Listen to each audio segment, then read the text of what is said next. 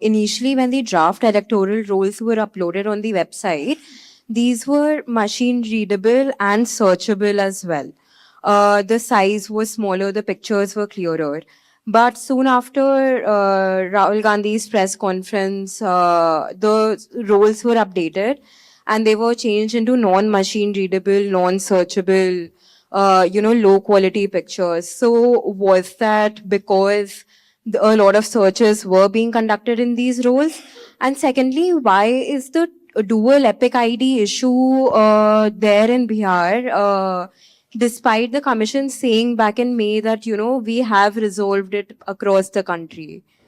Sir, आपने देखा होगा कि Rahul Gandhi leader of opposition ने सेंट्रल बेंगलुरु की कॉन्स्टिट्यूंसी की तहकीकात की और ढेर सारे आरोप लगाए। उनका कहना था कि फेक सस्पिशियस वोटर बन रहे हैं, मैनिपुलेटेड हैं, मास एडिशन हुए हैं।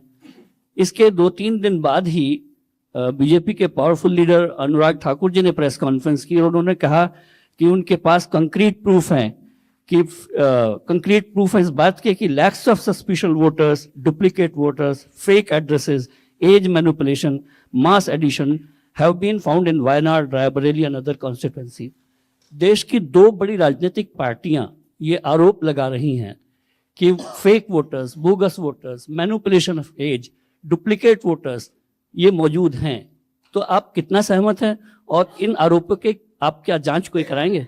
इतना हड़बड़ी में आपको एसआईआर करने का क्या जरूरत है जब बाहर चल रहे बिहार में बारिश के समय, और समय बहुत लोग कह रहे हैं बहुत कम है। आपको सुप्रीम कोर्ट ने आदेश किया 14 तारीख के दिन, आपको मशीन रीडेबल जो 65 लाख लोग का नाम नहीं है तो आपको देना पड़ेगा। इससे पहले आपने क्यों नहीं दिया? आखिरी सवाल है कि महाराष्ट्र में जो 40 लाख नया वोटर आए हैं और लोग कह रहे हैं कि पहला बार महाराष्ट्र के इतिहास में, भारतवर्ष के इतिहास में वोटर ज्यादा और 18 साल उम्र के लोग कम, और 5 बजे के बाद बहुत लोग वोट दिया। तो ये सारे जवाब मुख्यमंत्री देवेंद्र फडणवीस दे रहे, राजनीतिक दल का नेता दे रहे। चुनाव आयोग अभी तक खामोश थे, क्यों? मशीन रीडेबल मतदाता सूची और सर्चेबल मतदाता सूची,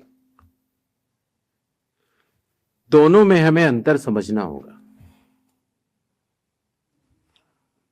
जो चुनाव आयोग की वेबसाइट में मतदाता सूची होती है उसमें आप एपिक नंबर डाल के सर्च कर सकते हैं, डाउनलोड भी कर सकते हैं।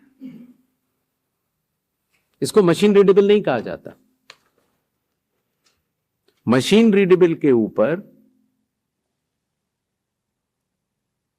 मैंने आपको शुरुआती उसमें बताया था कि 2019 में माननीय सुप्रीम कोर्ट ने भी इस विषय का गहन अध्ययन किया और यह पाया कि मशीन रीडेबल इलेक्टोरल रोल देने से वोटर की प्राइवेसी का हनन हो सकता है।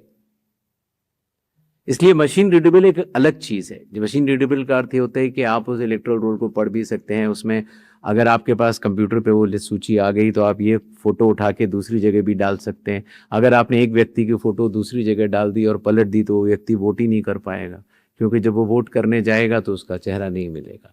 तो मशीन रीडेबल एक अलग चीज है, मशीन रीडेबल वर्जित है।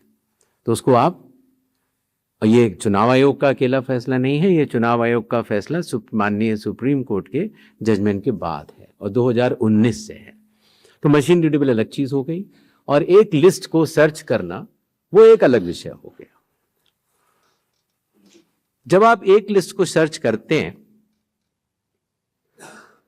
तो उसमें एक सवाल यह आया था कि डुप्लीकेट एपिक की समस्या चुनाव आयोग ने जब पहले सॉल्व कर ली तो इस तरह के डुप्लीकेट एपिक दोबारा कैसे आए।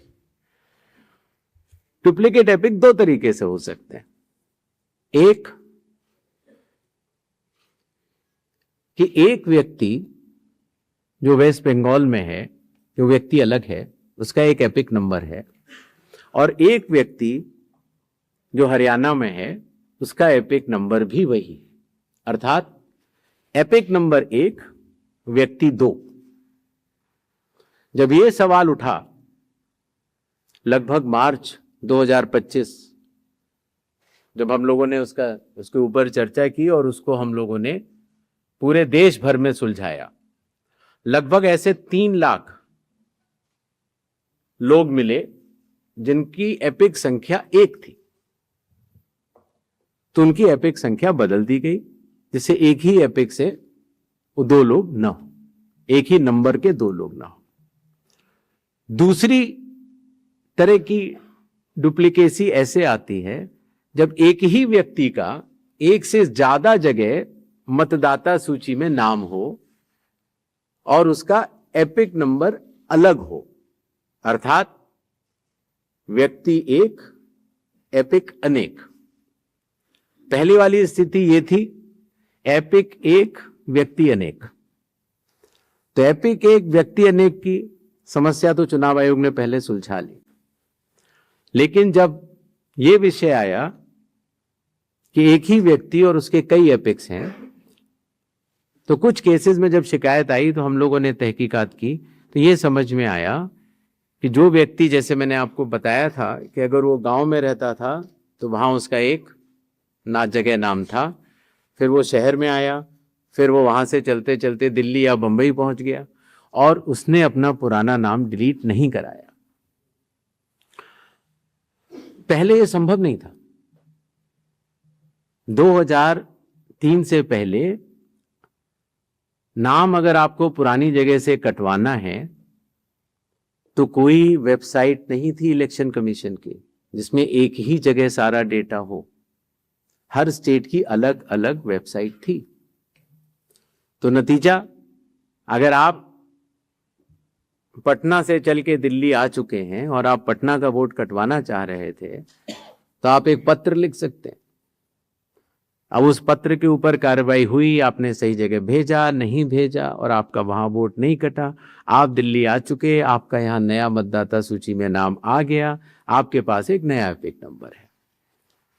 तो 2003 से पहले चूंकि तकनीकी सुविधा अवेलेबल नहीं थी, तो इस तरह के बहुत लोग जो माइग्रेट कर करके अलग अलग जगह गए, उनके नाम कई जगह आ गए। फिर एक ये सवाल उठा कि फिर उसको आज की तारीख में तो वेबसाइट है, कंप्यूटर है, उसको आप सेलेक्ट करके हटा सकते हैं। लेकिन वही मैं बात आपको बताना चाह रहा था, चुनाव आयोग मतदाताओं के साथ चट्टान की तरह खड़ा होता है। अगर किसी के कहने से मैं आपका वोट काट दूं या किसी के कहने से मैं ये मानूं कि पीयूष जी के नाम के, अगर आपको अंदाजा न हो तो अगर पीयूष जी के नाम को अगर आप 100 करोड़ में सर्च करेंगे तो आपको हजारों लोग मिलेंगे। अब कौन से पीयूष जी का नाम काटा जाए, कौन से पीयूष जी 2 हैं ये?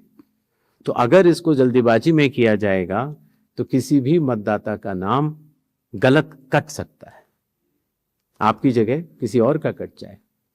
इसलिए शायद पिछले 20 सालों में टेक्नोलॉजी तो थी, लेकिन टेक्नोलॉजी का उपयोग करके किसी का मतदाता सूची से नाम काटा जाए, ये गलत होगा। और इसीलिए चुनाव आयोग ने ऐसा नहीं किया।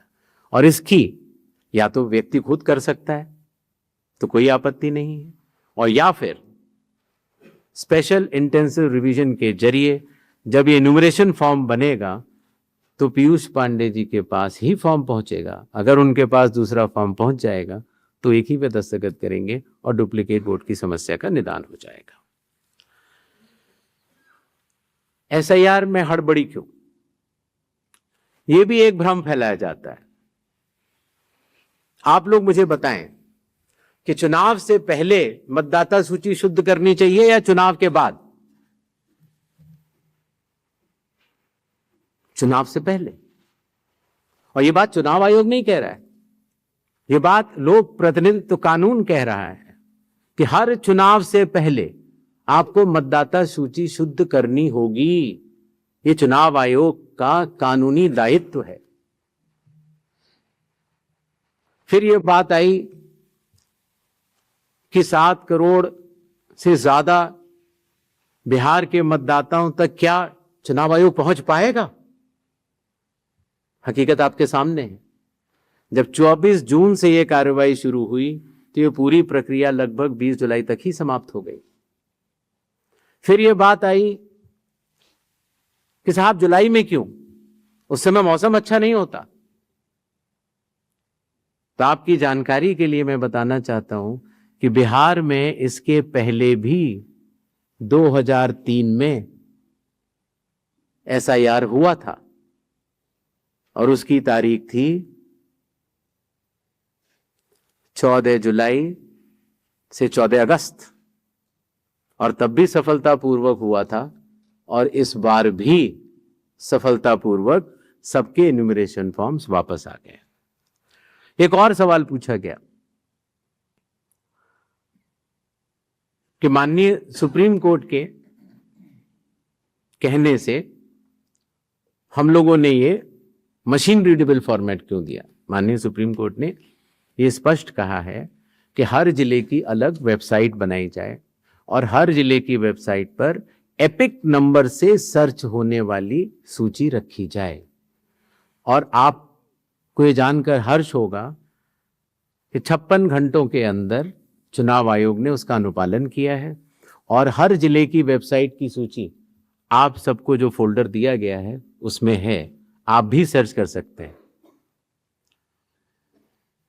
जहां तक आपके पास जो फोल्डर दिया गया उसमें एक वो भी मिनट्स मौजूद है 20 जुलाई के, जहां पर अगर आप खोलेंगे तो उसमें आप पाएंगे कि हर बूथ पर booth level officer, booth level agent, sarpanch सबने मिलकर ये दस्तखत करके सूची बनाई कि ये लोग मृत पाए गए हैं, उनका एपिक नंबर भी है, उनका नाम भी है, और ये लोग स्थायी रूप से स्थानांतरित पाए गए हैं, उनका नाम भी है, और इन लोगों का इन्यूमरेशन फॉर्म या इन लोगों का नाम एक जगह से ज्यादा है वो भी है। आप उस सूची को देखें तो ऐसा नहीं है कि चुनाव आयोग ने ये लिस्टें साझा नहीं की थी, लेकिन चूंकि इसका अंतिम निर्णय अभी ERO ने नहीं लिया था, इसीलिए ये सूचियां राजनीतिक दलों को दे दी गई थी। और कुल मिला के जिन लोगों के इन्यूमरेशन फॉर्म नहीं आए वो 1 अगस्त को जब ड्राफ्ट लिस्ट दी गई थी राजनीतिक पार्टियों को, वो भी दस्तावेज आपको दिए गए हैं जिसमें कि हर पॉलिटिकल पार्टी ने साइन करके ये लिस्ट ली है, जिसमें कहा है कि ये वाले नाम तो आ चुके हैं प्रारूप सूची में और ये वाले नाम नहीं आए। हर जिला प्रेसिडेंट ने उस लिस्ट को सत्यापित किया है 1 अगस्त को और अपने टेस्टिमोनियल्स भी दिए हैं। तो ये सूचना और भी लोगों तक पहुंचे, आप तक भी पहुंचे। चुनाव आयोग तो पारदर्शिता का स्वागत करता है और ये बहुत ही अच्छी बात है। शायद इससे अगर कुछ लोग जो छूट गए हों, अगर वो नाम दे पाए, तो चुनाव आयोग का तो नारा है हर पात्र मतदाता को सूची में लाना है और हर अपात्र मतदाता को सूची से हटाना है। तो उस उद्देश्य में ये हमारी मदद कर रहा है।